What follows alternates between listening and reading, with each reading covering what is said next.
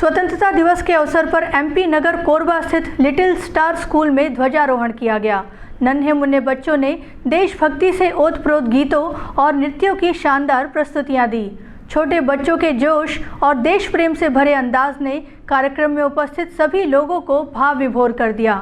School प्रबंधन का कहना है कि इस आयोजन का उद्देश्य बच्चों में देश प्रेम की भावना जगाना और उन्हें भविष्य में एक जिम्मेदार व देशभक्त नागरिक बनने के लिए प्रेरित करना है।